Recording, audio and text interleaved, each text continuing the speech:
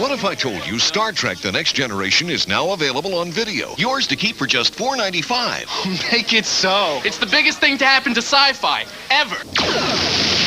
Captain Picard is my man. Enjoy your favorite characters, your favorite adventures, your favorite episodes. My favorite, Code of Honor. Code of Honor. Code of Honor. Code of Honor. Stardate 41235.32. I am concerned.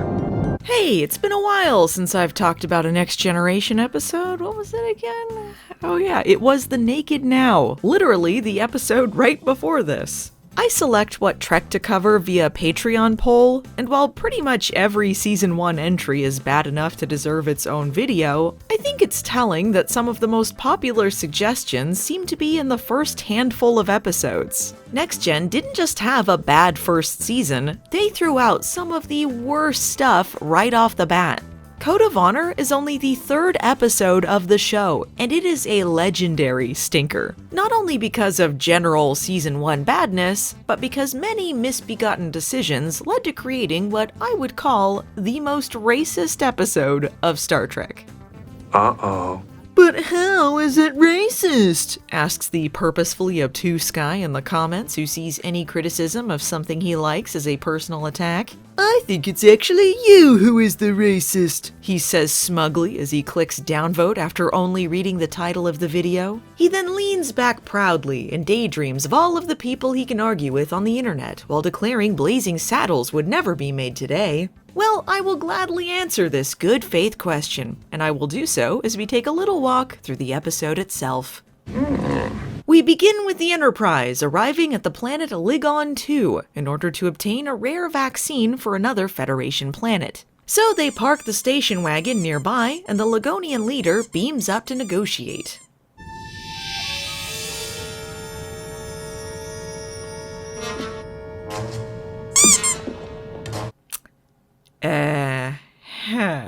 Code of Honor. Okay, well, right off the bat, you can see how perhaps the optics aren't great. But just for a second, let's put a pin in the obvious. In the pilot, Next Gen introduces us to several new aliens for the franchise, most of which are humanoid, but each with their own strange quirks, and of course, some giant jellyfish. Giant jellyfish might not be the most inspired choice of alien, but they're still fairly weird. Right after that, in The Naked Now, they don't really encounter any aliens, but they're afflicted by an alien infection that makes people drunk and horny. Pretty out there. Then, in Code of Honor, their aliens are black people. That's it. They look like human black people in tribal outfits with spears, and I mean, is this alien? As Riker, Troy, and Picard explain to no one in the turbo lift, their history is similar to our history, and they are exceedingly proud. So, is that their alien trait? Being proud? It is also very odd that the Ligonians are depicted as being more primitive than the folks on the Enterprise, and yet they have their own transporter technology. This is just strange from a world-building perspective. And putting everything else aside, at minimum, I would describe them using yet another humanoid alien with no prosthetics as just lazy. Also, the red carpet thing is silly. All of these issues are apparent from the very first second the Ligonians arrive, and we are, a minute and a half into this 45-minute episode of television. Unfortunately, there is more. The Ligonian leader is Luton. I am Luton. When Luton is told that Yar is their chief of security, he is baffled that a woman could have such a position. This is unlike anything he's ever seen, and he finds her completely over-the-top reaction to this dude walking over with the vaccine totally hot. My duty, Lieutenant. I'm sorry, but I'm required to inspect... Out of my way, woman. How interesting. Yeah! Well done, me. There's so much to unpack here, but I think everyone's non-reaction to this absolutely insane interaction is my favorite part. And then Luton is kinda into it, and the actors have to make a choice to keep not reacting or choose an emotion. So Patrick Stewart just picks confusion. I love it! This episode hinges on me getting horny over this. No apology. In their view, it would weaken us. So the Ligonians, or the Liganians, or however you say it, are exceedingly proud, except if the female security chief unlocks their secret dick-stomping fetish, then it's fine. And opening credits. Then we cut to triumphant fanfare over Data walking in with a porcelain horse, sure. This is apparently a peace offering to the Ligonians because they're reminiscent of an ancient culture on Earth. And I think we know what that is. That's right, China's Song Dynasty. China's Song Dynasty. Picard then proceeds to get the century wrong and gets actually'd by Data. So, this gift was really meaningful or something. 14th century. 13th century, sir. Ah, yes, indeed. We're not technologically advanced as you, yet we possess something you do not. Little plastic jewels around our necks. The one I bear was acquired at Chuck E. Cheese, which is our society's most honored institution. A code of honor. Code of honor. So far, things seem to be going swimmingly. Luton says that as long as the Federation respects their customs, they're happy to share the vaccine. It's surprising that he's taking this so well, considering the fact they were attacked literally a minute after he arrived, because they, walked over with the vaccine they wanted. But as established, Luton is hot for Yar. When he requests that Yar do a training demonstration in the holodeck, the folks on the Enterprise are happy to respect their customs by acting weirdly antagonistic about it. We've noticed you're intrigued with her having security responsibilities, but these things are not at all unusual with us. Look, I'm not saying I agree with their society putting women beneath men, but in a mission of diplomacy, maybe just let some mildly sexist remarks slide.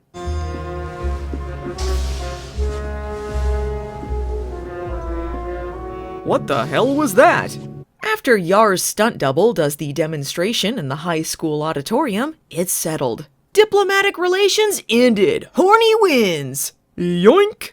The Carter Bridge, red alert. Actually, make that green alert. I'm only mildly concerned about this. When failing to locate the source of the transporter beam, Data starts to explain how the Ligonians' technology works, and then kinda trails off because everyone is acting like he's being a know-it-all or something, which seems oddly self-conscious for Data considering he has no emotions. He says this info isn't important right now, but it kind of is?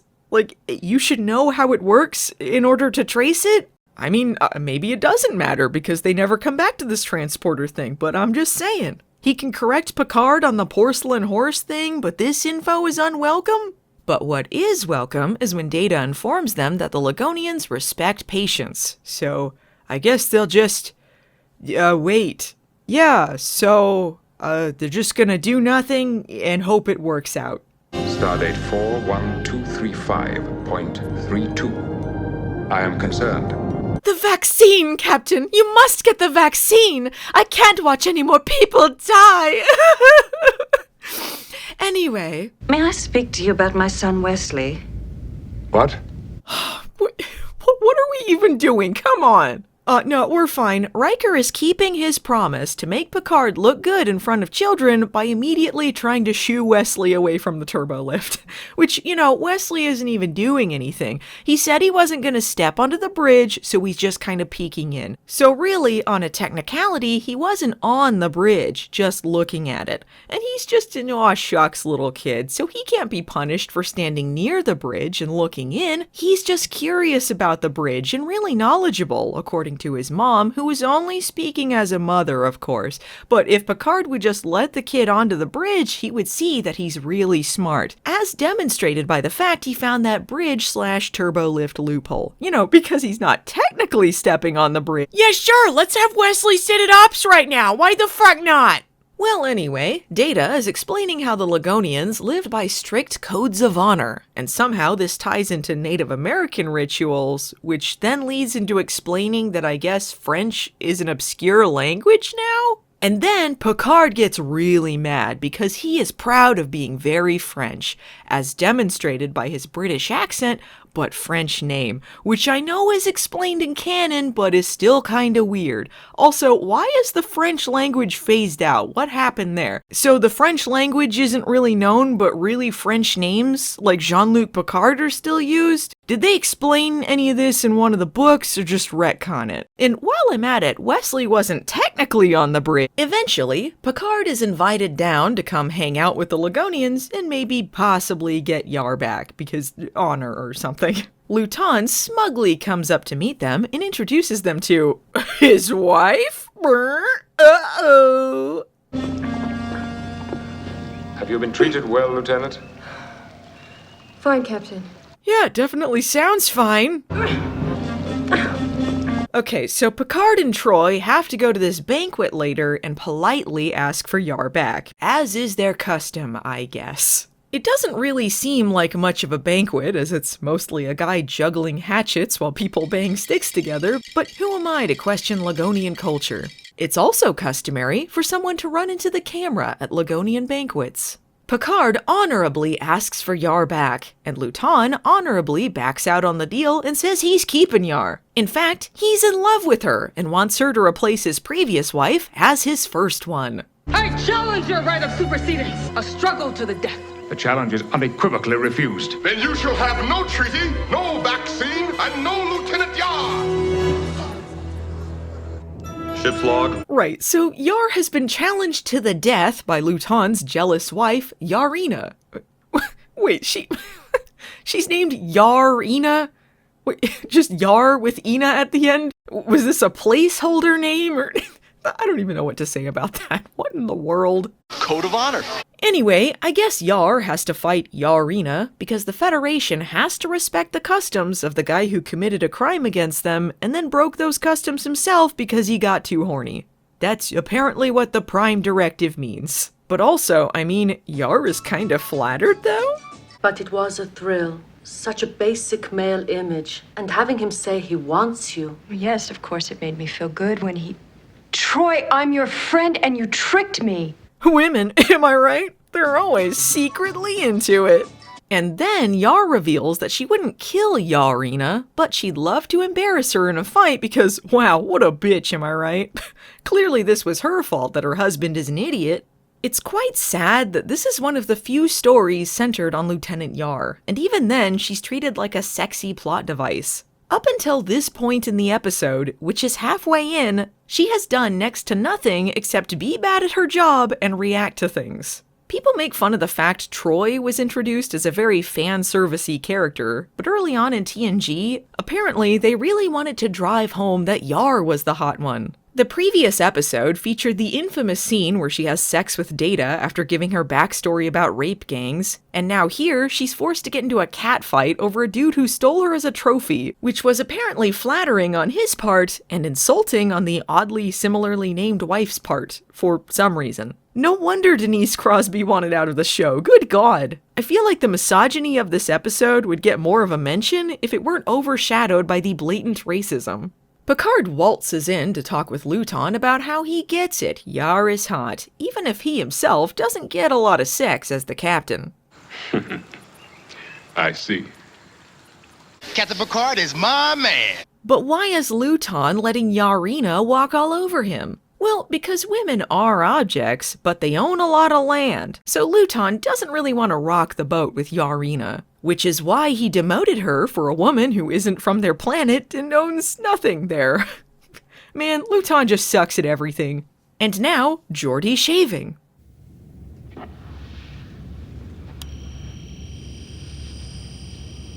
A man goes to a store to buy some kidneys. Oh, no. He says to the shopkeeper, "I'd like a pound of kidneys, please." The shopkeeper says, "You mean kidneys, don't you?" The man says, "I said kidneys." Picard then rambles about how unevolved the Ligonians are, and how they could just blast their asses away with their superior technology if it weren't for that damn Prime Directive. I'm sorry, this is becoming a speech.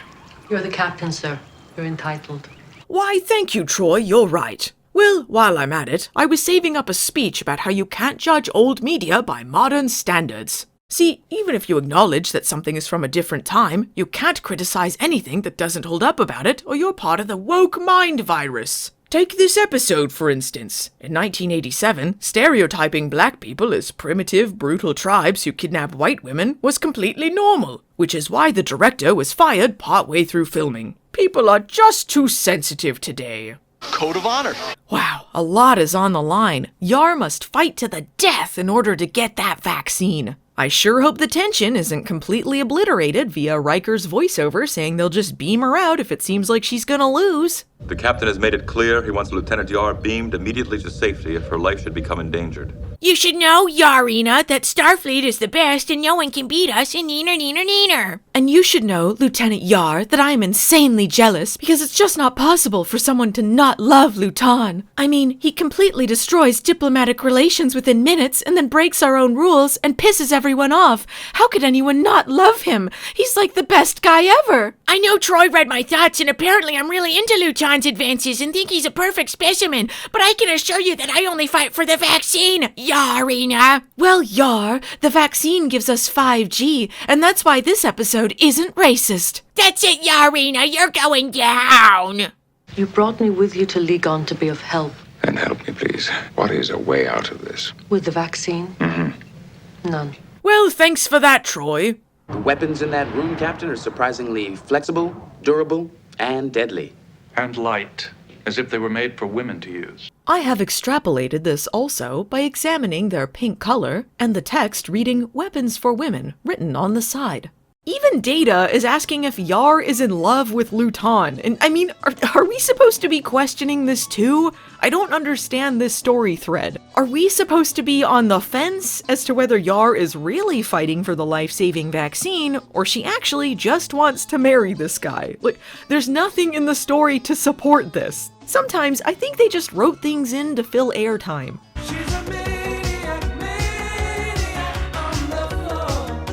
Oh shit, y'all, you're fucked! But they were missing the real danger right in their midst. Care to lend a hand? Sit at office.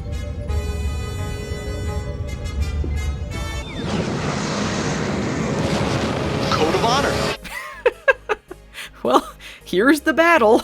Yar versus Yarina.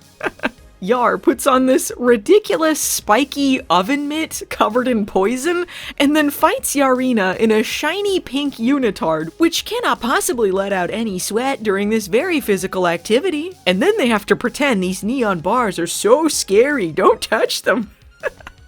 The whole thing is so stupid, I kinda love it though. At one point, they demonstrate how deadly the poison on these gloves is by having one fly off and hit a bystander, instantly killing him. What a way to go. I guess we're meant to be worried for Tasha's safety, but again, we know she can beam out at any time. And also, this is dumb. And they look dumb, but also they look awesome. 10 out of 10.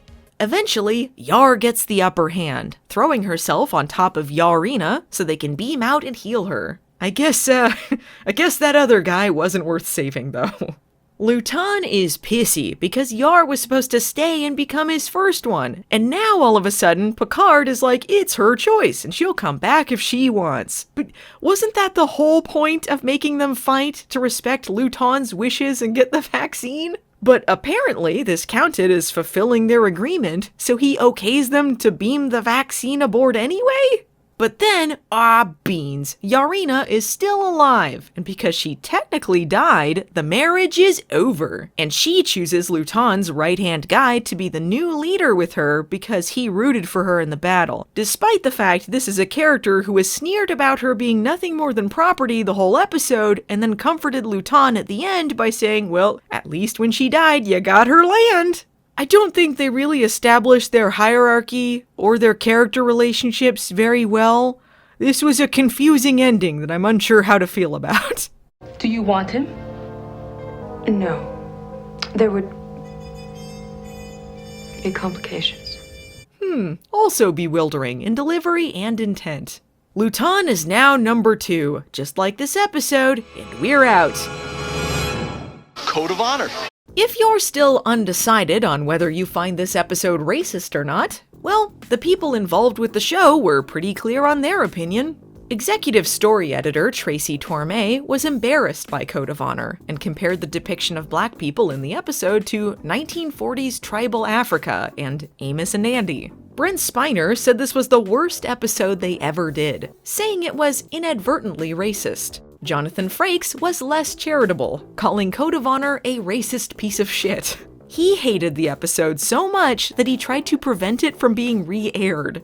You might have also noticed that Michael Dorn was not in this episode, making this one of only 2 he was not present for. And I don't think he intentionally decided to sit this one out, but it is weird that the episode is called Code of Honor and it doesn't have to do with Worf. And also that one of their 2 black main cast members was written out. But in case you're curious, he said Code of Honor was the worst episode of Star Trek ever filmed. And he was in that episode of DS9 where Worf fucks with the weather on Risa just because he's an asshole, so that's saying something. LeVar Burton agreed that this episode stinks when speaking with Garrett Wang, who isn't even a TNG cast member, but still felt the need to say the episode was a big turd. In fact, he said that it was so bad that it made him stop watching The Next Generation and in turn got him the role of Harry Kim, because he would have been too nervous to audition if he realized TNG was actually good later. This episode was so powerfully racist that Gene Roddenberry fired director Russ Mayberry before they'd even finished filming the episode. Now, I don't think they did anything to course correct afterwards, but that does tell us that even then, they knew it was pretty bad. So you might be asking why they made this episode then. Well, as Will Wheaton pointed out, if the choice to cast all African-American actors as the Ligonians hadn't been made, then people wouldn't be talking about if it was racist or not. And I mean, yeah, duh. But it wasn't written with black actors in mind. The original concept by Catherine Powers and Michael Barron envisioned a reptilian species with a culture similar to samurais. But that would have cost more money than they were willing to spend, so it got scrapped and they became just a bunch of humans. However, the final teleplay only specifies that Luton's guards were black, which I don't really see as being that great either. But somewhere along the line, the casting director decided that all of the Ligonians were going to be black, and here we are.